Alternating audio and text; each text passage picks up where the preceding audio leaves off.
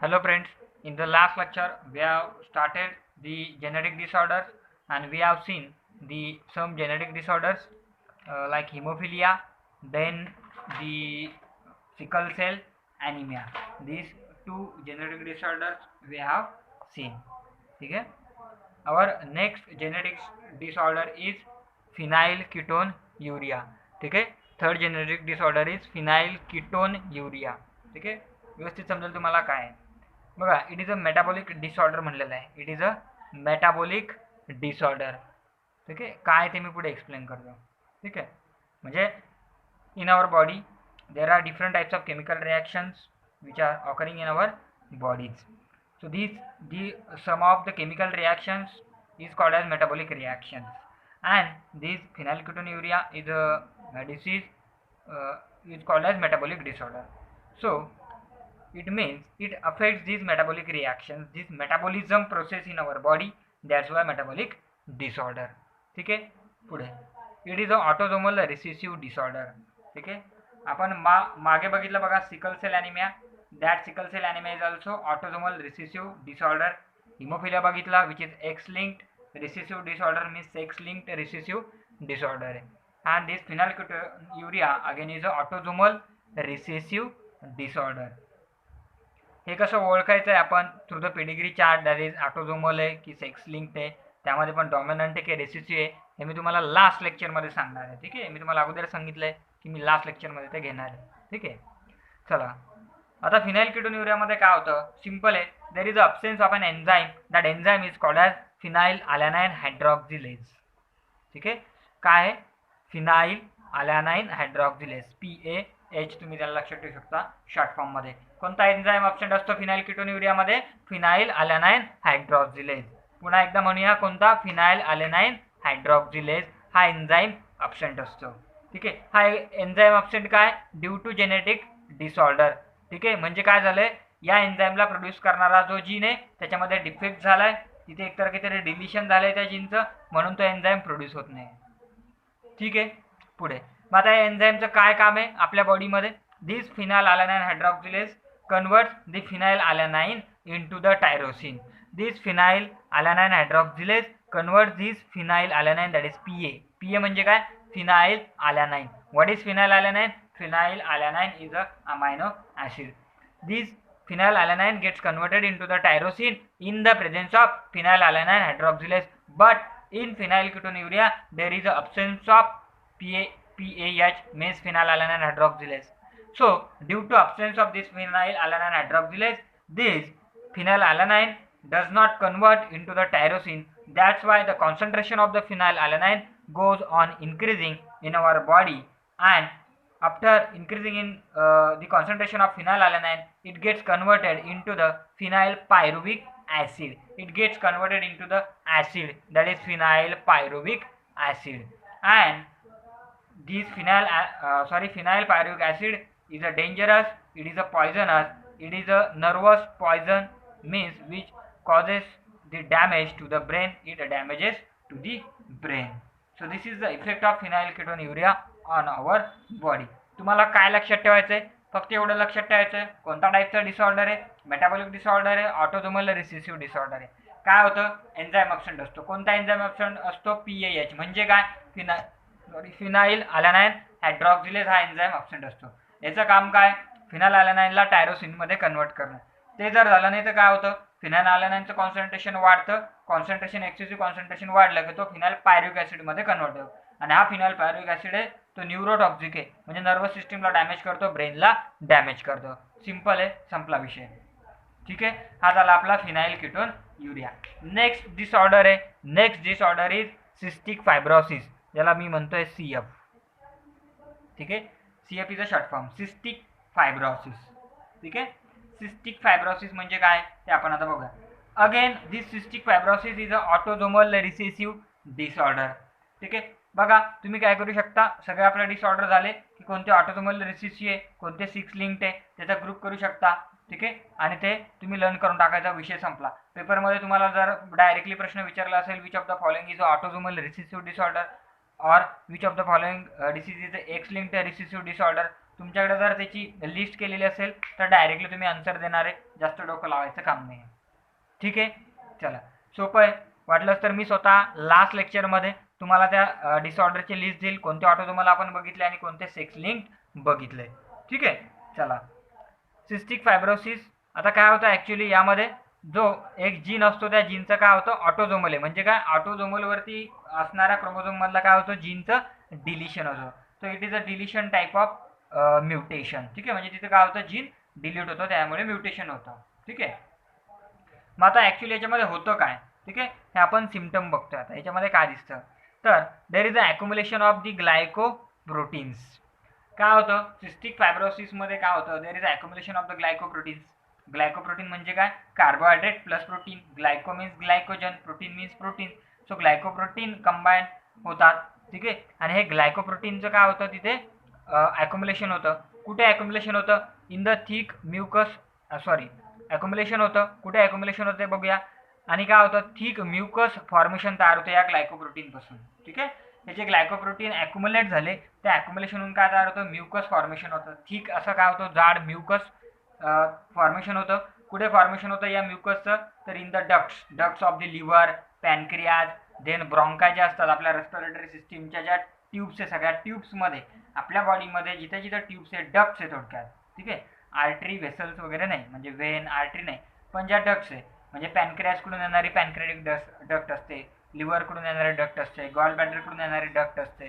ठीक आहे, हे सगळं आपण डायजेस्टिव्ह सिस्टीममध्ये तुम्हाला कळेल की लिव्हरमधून कोणते डक्ट येते, पॅनक्रियाटिककडून कोणती डक्ट येते.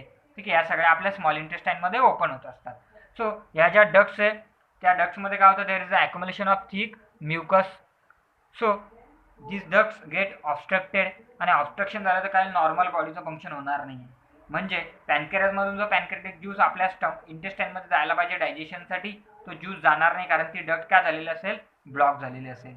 ठीक आहे, सो डायजेशनमध्ये प्रॉब्लेम होऊन जाईल. सिस्टिक फायब्रोसिसमध्ये श्वास घ्यायला त्रास होणार आहे इन्स्पिरेशन एक्सपिरेशनला. का तर ब्रॉन्कायमध्ये सुद्धा काय झालेलं आहे त्या ठिकाणी ॲक्युमुलेशन झालेलं आहे म्युकसचं, त्यामुळे ती डक्ट ब्लॉक होऊन जाणार आहे. ठीक आहे, देन अजून मेन इम्पॉर्टंट काय होतं यामध्ये अजून एक इम्पॉर्टंट गोष्ट आहे सिम्पटम दिसतं तो म्हणजे काय तर जे प्रोटीन असतात आपण सेल स्ट्रक्चर अँड फंक्शनमध्ये आपण बघितलंय की सेल मेम्ब्रेनमध्ये काय असतं प्रोटीन असतात त्याला म्हणतो आपण ट्रान्स मेम्ब्रेन प्रोटीन. ठीक आहे, transmembrane conduction protein means ते काय करतात कंडक्ट करण्याचं काम करतात. सेल मेम्ब्रेनमधून आत घेण्याचं काम करतात, काही मॉलिक्युल्सला आत घेतात काही मॉलिक्युल्सला बाहेर घेऊन जातात. तर याच ट्रान्समेम्ब्रेन प्रोटीनचं काय होतं त्या ठिकाणी ट्रान्सप्रोटीन मेम्ब्रेनचं फॉर्मेशन होत नाही. ठीक आहे, so there is no formation of protein. So transmembrane protein formation न झाल्यामुळे काय होणार आहे chloride ions transport across plasma membrane gets affected. कारण की हे जे आयन चॅनल्स असतात हे प्रोटीन काय तयार करतात आयन चॅनल्स तयार करतात. सो हे आयन चॅनल्स असणार आहे तेच आयन चॅनल्स काय होणार आहे त्या ठिकाणी तयार झालेले नसणार आहे. That's why it affects the chlorine transport across the plasma membrane. Then due to this there is a increase the sodium and chloride ion concentration that is NaCl concentration in the sweat. ठीक आहे, कारण का तर chloride ion असतील यांचं काय होत नाही प्लाझ्मा मेम्ब्रेन मधून सेलमध्ये ट्रान्सपोर्ट होत नाही त्यामुळे बॉडीच्या बाहेर एक्सक्रीट केल्या जाणार आहे. ठीक आहे, सो स्वेटमध्ये काय असेल आपल्याला काय दिसेल सोडियम क्लोराइडचं कॉन्सन्ट्रेशन इन्क्रीज झालेलं दिसेल ज्यावेळी स्वेटचं एक्झामिनेशन केलं जाईल. So this is the cystic fibrosis. Cystic fibrosis म्हणलं का म्हणजे काय तुम्हाला काय लक्षात ठेवायचं आहे तर त्या ठिकाणी ऑब्स्ट्रक्शन होतं. ठीक आहे, that is cystic means ducts. ठीक आहे, डक्ट लाईक स्ट्रक्चर्स. ठीक आहे, फायब्रोसिस म्हणजे काय तिथे जो म्युकस तयार होतो त्यामुळे फायब्रोसिस. सो हा एक प्लग तयार होतो म्युकसचे त्यामध्ये आणि ते ब्लॉक करतात डक्ट्सला, एवढं लक्षात ठेवायचं आहे. ठीक आहे, that is CF cystic fibrosis. कसा डिसीज आहे ऑटोझोमल रिसेसिव्ह डिसऑर्डर आहे हा पण. ठीक आहे, चला our next disease is thalassaemia. ठीक आहे, next disease is thalassaemia. THALLASSEMIA thalassaemia our fifth genetic disorder. Now there are two types of the thalassemia. ठीक आहे, दोन टाइप्स कोणते तर थॅलाशेमिया A and थॅलाशेमिया B. ठीक आहे, थॅलाशेमिया A and थॅलाशेमिया B. Thalassemia A is a heterozygous, so that is why it is called as thalassemia minor, and thalassemia B is a thalassemia major disease or it is called as Cooley's anemia का due to discovery of this Cooley's scientist. ठीक है, now it is called as homozygous means, आता बघा तुम्हाला concept माहिती आहे, homozygous म्हणलं म्हणजे काय, हेटेरोझायगस म्हणलं म्हणजे काय. ठीक आहे, तर थॅलासेमिया आपण बघूया. थॅलासेमिया हा आपल्याला माहिती आहे, it is a autosomal recessive disorder. It is again autosomal recessive disorder. आता थॅलासेमियामध्ये पण काय होतं, थॅलासेमियामध्ये पण ॲनिमिया होतो. ठीक आहे, काय होतं थॅलासेमियामध्ये, ॲनिमिया होतो. ॲनिमिया होतो म्हणजे काय, HBची लेवल कमी होते, हिमोग्लोबिन, जे मी तुम्हाला सिकल सेल ॲनिमियामध्ये सांगितलं. पण मग सिकल सेल ॲनिमिया आणि थॅलासेमियामध्ये एक्झॅक्ट डिफरन्स काय, तर डिफरन्स बघा काय आहे. सिकल सेल ॲनिमिया, मी डायरेक्ट शॉर्ट फॉर्म लिहितोय SCA, म्हणजे काय, sickle cell anaemia. Sickle cell anaemia is a qualitative defect. Sickle cell anemia is a qualitative defect, and thalassemia is quantitative defect.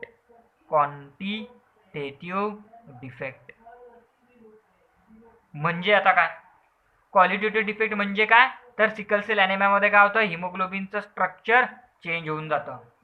Haemoglobin कमी झाला का, नाही. म्हणजे काय, तर नॉर्मलपेक्षा त्याचं स्ट्रक्चर चेंज झालंय, म्हणजे क्वालिटी काय झाली, तिथे खराब झाली आहे. ठीक आहे, सिम्पल. बघा सपोज काय म्हणतील आपल्याला, आपण एक्झाम्पल घेऊ शकतो. ठीक आहे, की आपल्याकडे 10 काहीतरी पेन्स असतील. ठीक आहे ना, 10 पेन्स आहे, पण त्यापैकी 2 पेन आहे, तर काय झालेलं आहे, त्यांचा जो पॉईंट असेल तो पॉईंट गेलेला आहे. पेन किती आपल्याकडे 10 आहे, बरोबर आहे, बट त्या 2चे काय झालेलं, ते बॉलच गेलेलं आहे. त्यामुळे 2 लिहिणार आहे का, नाही. तर काय झालं, त्याच्यामध्ये क्वालिटीमध्ये डिफेक्ट झाला, बरोबर आहे. म्हणजे 2 मध्ये डिफेक्ट झाल्यावर आपल्याकडे किती पेन राहिले, 8च हे आपले क्वालिटेटिव्ह राहिले. 8च काम करणार आहे, ते 2 काम करणार आहे का, नाही. तसंच हिमोग्लोबिनचं आहे. हिमोग्लोबिनचं जे स्ट्रक्चर आहे, त्यापैकी सपोज 10 हिमोग्लोबिन मॉलिक्यूल आहे, जर त्या ठिकाणी 5 हिमोग्लोबिनच्या मॉलिक्यूलच्या स्ट्रक्चरमध्ये डिफेक्ट झाला असेल, तर काम किती करणार आहे, 5च करणार आहे ना. त्यामुळं ऑक्सिजन जो ट्रान्सपोर्ट करणं ते कमी होणार आहे, त्यामुळे आपण ॲनिमिया म्हणतो त्याच्यामध्ये पण. कारण नॉर्मल जे स्ट्रक्चर हिमोग्लोबिनचं, ते नॉर्मल स्ट्रक्चर असणारे हिमोग्लोबिनचे मॉलिक्यूल कमी होतात. समजलं क्वालिटेटिव्ह डिफेक्ट म्हणजे काय. आता थॅलेसेमियामध्ये क्वांटिटेटिव्ह डिफेक्ट. क्वांटिटेटिव्ह डिफेक्ट म्हणजे काय, तर आपल्याला एखादं काम करायचं आहे, आणि सपोज आपल्याला क्लासमध्ये पेन द्यायची, वाटायचे ना, आपल्याला 10 स्टुडंट्स आहे आणि 10 स्टुडंट्सला 10 पेन वाटप करायचं आहे, बरोबर आहे. पण क्वांटिटेटिव्ह डिफेक्टमध्ये काय होतं, तर 10 आपल्याकडे काय आहे, 10 स्टुडंट्स आहे. ठीक आहे, बट पेन किती आहे, ओनली 5 पेन. आता हा काय झाला, हा क्वांटिटेटिव्ह डिफेक्ट झाला. क्वांटिटेटिव्ह डिफेक्ट कसा झाला, तर आपल्याला 10 स्टुडंटला द्यायचे, पण आपल्याकडे 5च आहे. बघा 5 पेन आहे, ते 5 पेन सगळे चांगले आहेत, त्याचा बॉल आहे, त्याला कॅप आहे, सगळं चांगलं आहे. बट पेन किती आहे, 5च आहे, तर क्वांटिटी काय झाली, कमी झाली. That is quantitative defect. मग थॅलासेमियामध्ये काय होतं, तर क्वांटिटेटिव्ह डिफेक्ट. म्हणजे याचा अर्थ काय, तर थॅलासेमियामध्ये काय होतं, तर लो HB होऊन जातो. हिमोग्लोबिनची लेवल जी आहे ती काय होते, कमी होते. कमी होते म्हणजे का कमी होते, ड्यू टू लेस प्रोडक्शन. म्हणजे काय, तर इथं प्रोडक्शनच कमी असतं, ड्यू टू लेस प्रोडक्शन. कोणाचं, हिमोग्लोबिनचं. थॅलासेमियामध्ये काय होतं, क्वांटिटेटिव्ह डिफेक्ट आहे. म्हणजे काय, तर क्वांटिटी कमी आहे हिमोग्लोबिनची, पण का कमी आहे, तर प्रोडक्शनच बेसिकली कमी आहे. बट सिकल सेल ॲनिमियामध्ये तसं नव्हतं. सिकल सेल ॲनिमियामध्ये काय होतं, प्रोडक्शन तेवढंच आहे, पण क्वालिटीमध्ये डिफेक्ट आहे. ठीक आहे, स्ट्रक्चरमध्ये डिफेक्ट आहे. थॅलासेमियामध्ये स्ट्रक्चरमध्ये कुठेही डिफेक्ट नाही, पण क्वांटिटीज प्रोड्यूस कमी होते हिमोग्लोबिनची. That is quantitative defect. हा बेसिक डिफरन्स तुम्ही लक्षात घ्या, की सिकल सेल ॲनिमिया आणि थॅलासेमियामध्ये काय. मग तुम्हाला लगेच लक्षात येईल, थॅलासेमिया म्हणलं म्हणजे क्वांटिटेटिव्ह डिफेक्ट. क्वांटिटेटिव्ह डिफेक्ट म्हणलं म्हणजे काय, तर हिमोग्लोबिनचं प्रोडक्शनच कमी होत आहे. आणि सिकल सेल ॲनिमिया म्हणजे तिथे production suppose 10 molecule of haemoglobin आहे, तर 10च आहे, बट क्वालिटीमध्ये काय डिफेक्ट आहे. ठीक आहे ना, 5 हिमोग्लोबिनच्या मॉलिक्यूलमध्ये स्ट्रक्चरमध्ये चेंज झालेला आहे. That is qualitative defect. चला सर, हा बेसिक डिफरन्स दोघांमध्ये, that is sickle cell anaemia आणि थॅलेसेमियामध्ये. ठीक आहे, मग आता थॅलेसेमिया डिसऑर्डर प्रोड्यूस होतो कसा, तर हिमोग्लोबिन मॉलिक्यूल्स आहे, तो हिमोग्लोबिन 2 चेनपासून तयार झालेला असतो. ठीक आहे, that is alpha chain and beta chain. बघा haemoglobin is a proteinous molecule. Protein म्हणलं म्हणजे तिथे काय असतं, अमायनो ॲसिडच्या चेन असतात. मग याच्यामध्ये 2 चेन दिसतात, alpha chain and beta chain. ठीक आहे, मग काय होतं, आपण काय सांगितलं, थॅलासेमिया ए अँड थॅलासेमिया बी. ठीक आहे, त्यालाच आपण काय म्हणतो alpha thalassaemia and beta thalassaemia. ठीक आहे, म्हणजे अल्फा चेनचं फॉर्मेशन कमी झालं. ठीक आहे, तर त्याला काय म्हणणार आपण अल्फा थॅलाशेमिया. काय म्हणणार अल्फा थॅलेसेमिया म्हणजे less production of alpha globin chain. मग अल्फा ग्लोबिन चेनचं कमी प्रोडक्शन झालं की हिमोग्लोबिनचं प्रोडक्शन पण कमी होणार आहे, कारण दोन्ही घटक असायला पाहिजे. बघा ना, आपल्याला 10 पेन तयार करायचे आहे, बरोबर आहे, तर त्याला हा पेन आहे आणि कॅप पण लागणार आहे ना, तेव्हा पेन कंप्लीट होणार आहे. पण 10 साठी आपल्याकडे 10 पेन आहे पण कॅप 8च आहे. कंप्लीट पेन तयार होणार आहे का? कंप्लीट पेन आपण किती तयार झाले असं म्हणणार 8च का, तर 2 कॅप आपल्याकडे नाही आहे. त्याच पद्धतीने globin chain beta globin chain जेवढा पाहिजे तेवढा आवश्यक आहे. सपोज 10 पाहिजे 10, पण अल्फा चेन नाही, अल्फा चेन तिथं 8च आहे. मग हिमोग्लोबिन मॉलिक्यूल किती तयार होणार आहे 8च, कारण का हा लिमिटिंग फॅक्टर येऊन गेला तिथे अल्फा चेन. ठीक आहे, सो अल्फा हे झालं तर काय होईल, त्या ठिकाणी अल्फा चेनचं प्रोडक्शन कमी झालं तर त्याला आपण म्हणणार अल्फा थॅलेसेमिया, आणि बीटा चेनचं प्रोडक्शन कमी झालं तर त्याला म्हणणार आपण बीटा थॅलाशेमिया. ठीक आहे, चला पुढे. नाव अल्फा थॅलाशेमिया जो असेल, ठीक आहे, तो कंट्रोल केला जातो बाय 2 जीन्स. ठीक आहे, this alpha thalassaemia is control by 2 closely linked genes, that is HBA1 and HBA2, these 2 genes. ठीक आहे, ऑन क्रोमोझोम नंबर 16. ठीक आहे, हे काय 16 क्रोमोझोम. ठीक आहे, म्हणजे alpha thalassaemia is controlled by HBA1, that is hemoglobin A1 and hemoglobin A2 genes which are present on chromosome number 16. ठीक आहे, ऑटोझोम मध्ये 22 पेअर असतात, त्यापैकी 16 नंबरच्या पेअरवरती काय असतात प्रेझेंट असतात, आणि इन बोथ पॅरेंट्स, दोन्ही पॅरेंट्स मध्ये ते प्रेझेंट असतात. ठीक आहे, म्हणजे फादरच्या 16 नंबरच्या क्रोमोझोम वरती आणि फिमेलच्या 16 नंबरच्या क्रोमोझोम वरती. ठीक आहे, सो काय होतं तर बघा 2 जीन फादरमध्ये 2 जीन मदरमध्ये, तर टोटल 4 जीन झाले. तर त्या 4 जीन पैकी काय होतं, एखादा जीन असतो किंवा 2 जीन असतात, त्यांच्यामध्ये काय होतं डिलिशन होतं, डिफेक्ट होतो, आणि त्यामुळे अल्फा थॅलेसेमिया होतो. ठीक आहे, नेक्स्ट आहे बीटा थॅलेसेमिया. म्हणजे काय तर बीटा चेन डिफेक्ट होणार. This beta thalassaemia is controlled by a single gene. It is controlled by single gene, that is HBB, haemoglobin B आपण असं म्हणलेलं आहे त्याला, त्या जीनला. ठीक आहे, एकच जीन कंट्रोल करतोय. ठीक आहे, which is present on chromosome number 11. बघा आता एक जीन म्हणजे याचा अर्थ काय, फादरमध्ये एक जीन मदरमध्ये एक जीन, टोटल किती झाले 2 जीन. ठीक आहे, मग त्या 2 जीन पैकी काय होतं, एका जीनमध्ये डिफेक्ट होतो, तो जीन एकतर डिलीट होतो किंवा त्या ठिकाणी त्याच्यामध्ये मॉडिफिकेशन्स होतात, आणि त्यामुळे बीटा थॅलेसेमिया होतो. म्हणजे काय तर इथे क्वांटिटी जी हिमोग्लोबिनची तीच कमी होते. ठीक आहे, मुळामध्येच काय होतं तर हिमोग्लोबिनचं प्रोडक्शनच कमी होतं. कशामुळे, due to defect in this genes. मग त्याचे 2 टाईप्स, एकतर अल्फा थॅलेसेमिया किंवा बीटा थॅलेसेमिया. अल्फा थॅलेसेमिया तुम्ही त्याला केव्हा म्हणणार, जेव्हा त्यामध्ये अल्फा चेनचं प्रोडक्शन कमी झालं आणि त्यामुळे हिमोग्लोबिनचं प्रोडक्शन कमी होईल. कारण हिमोग्लोबिन प्रोडक्शन करण्यासाठी आपल्याला अल्फा चेन पण पाहिजे आणि बीटा चेन पण पाहिजे. पण अल्फा चेन अब्सेंट असेल तरी प्रोडक्शन कमी होणार आहे, किंवा बीटा चेन अब्सेंट असेल तरी प्रोडक्शन कमी होणार आहे. ठीक आहे, सो त्यामुळे अल्फा थॅलेसेमिया आणि बीटा थॅलेसेमिया हे 2 टाईप्स आपल्याला दिसून येतात. ठीक आहे, चला तुम्हाला व्यवस्थितपणे समजलं असेल थॅलेसेमिया. ठीक आहे, आणि सिकल सेल ॲनेमियामध्ये डिफेक्ट काय, मी तुम्हाला क्वालिटेटिव्ह आणि क्वांटिटेटिव्ह पद्धतीने त्याला सांगितलेलं आहे. ठीक आहे, आता पुढे बघूया थॅलेसेमिया.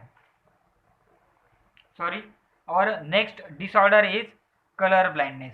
आपला लास्ट डिसऑर्डर आहे. ठीक आहे, इन दी जेनेटिक डिसऑर्डर. त्यानंतर आपलं हे क्रोमोझोमल डिसऑर्डर आहे. ते 3 क्रोमोझोमल डिसऑर्डर आपण बघणार आहे, Down syndrome, Klinefelter syndrome and Turner syndrome. Then आपले डिसऑर्डर्स फिनिश होतात. फक्त राहतो तो पॉईंट म्हणजे तर डिसऑर्डर ऑटोझोमल आहे, सेक्स लिंक्ड आहे, तो कसा ओळखायचा ते एक लास्ट लेक्चर असेल. ठीक आहे, आणि आपला चॅप्टर या ठिकाणी फिनिश होऊन जाईल. चला नेक्स्ट बघूया कलर ब्लाइंडनेस. ठीक आहे, रेड अँड ग्रीन. म्हणजे काय होतं, कलर ब्लाइंडनेसमध्ये आपण काय बघतोय तर कलरचा ब्लाइंडनेस असतो. रेड आणि ग्रीन कलर जे ते आयडेंटिफाय होत नाही. ठीक आहे, बघा this is a X linked recessive disorder. आता हा पुन्हा काय आला, एक्स लिंक्ड रिसेसिव्ह डिसऑर्डर आला. ठीक आहे, म्हणजे सेक्स लिंक्ड डिसऑर्डर आहे हा. एक्स म्हणल्यावर तो क्रोमोझोम आहे, x chromosome, it is sex chromosome, so it is a sex linked recessive disorder. ठीक आहे. रिसेसिव्ह म्हणजे काय, तर दोन्ही ज्यावेळी प्रेझेंट असेल तेव्हाच तो एक्सप्रेस होणार आहे फिमेलमध्ये. बट मॅनमध्ये तो एक असला तरी एक्सप्रेस होऊ शकतो, बरोबर ना, कारण त्याला दुसरा डॉमिनंट सप्रेस करायला राहणार नाही, जसं आपण सिकल सेल ॲनिमियामध्ये बघितलं. चला आता इथे एक्झाम्पल दिले ते आपण एकदा बघूया. एक्झाम्पल काय दिले, problem, a man has a colour blind father. ठीक आहे, man has a colour blind father, ठीक आहे, who marries a normal woman and they have 3 children, ठीक आहे, out of which 2 daughter and 1 son. चला प्रॉब्लेम आपण समजून घेऊया. ठीक आहे, म्हणजे प्रॉब्लेममध्ये काय सांगतोय बघा, सिंपल आहे. एक मॅन आहे, बरोबर आहे,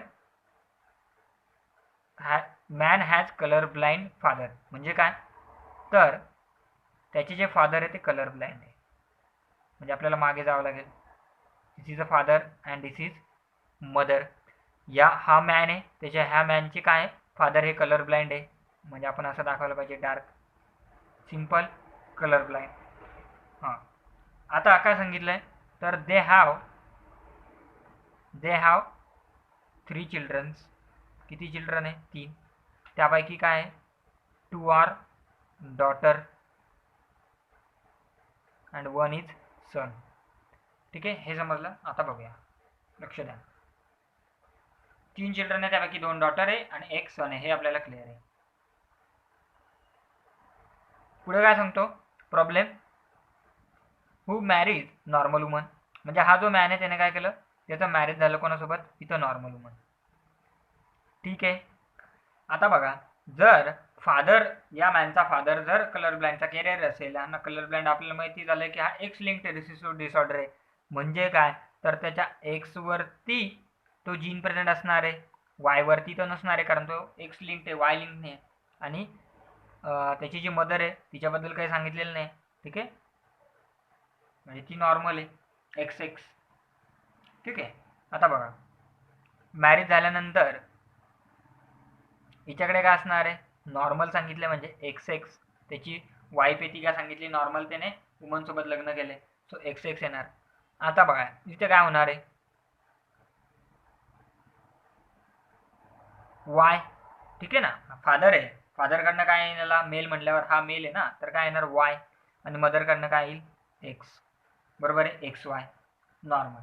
यांचं लग्न आल्यावर काय झालं, 3 चिल्ड्रन. 3 चिल्ड्रन्समध्ये काय आहे, अगोदर 2 डॉटर्स, ठीक आहे, अँड 1 सन. सपोज डॉटर मोठ्या आहेत आणि सन छोटा आहे. ठीक आहे, आता कंडिशन बघा काय होते, सिंपल. असं जर कंडिशन असेल कलर ब्लाइंड, तर बघा आता याच्याकडे काय येणार आहे, हा फादर आहे यांचा, फिमेल आहे, डॉटर आहे म्हणल्यावर एक्स येणार ना फादरकडनं, सो एक्स. याचे दोन्हीपैकी कोणता एक्स येईल, एक तर हा येईल किंवा हा येईल. प्रॉब्लेम काही नाही, आपण कोणता घ्या, होमोझायगस कंडिशन, तिथे काय याच्यावरती जीन प्रेझेंट नाही आहे कलर ब्लाइंडला. ठीक आहे ना, सो एक्स एक्स. सेम इथे पण एक्स एक्स. इथे काय येईल, फादरकडनं वाय आणि मदरकडनं एक्स. सो काय झालं, तिन्ही सुद्धा आपल्याला काय दिसत आहेत, नॉर्मल दिसत आहेत.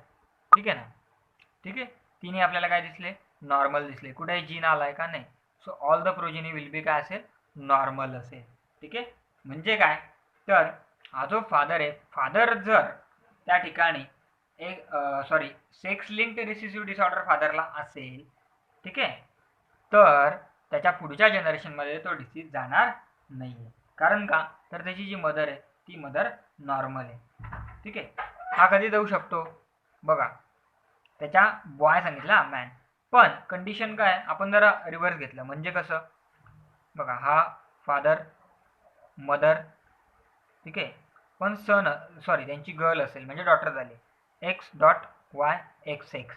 अशी कंडिशन जर असेल म्हणजे त्यांना जर मुलगी झाली तर काय होईल बघा, फादर आहे तर फादरकडनं एक्स येणार आहे ना मुलगी म्हटल्यानंतर, सो एक्स आता कोणता इथे एकच आहे, तो एक्स डॉट येणार आणि हा एक्स, म्हणजे ही मुलगी काय निघेल, त्यांची जी डॉटर असेल ती काय निघेल, कॅरियर निघेल ना, बरोबर आहे की नाही. इथं ती कॅरियर निघणार.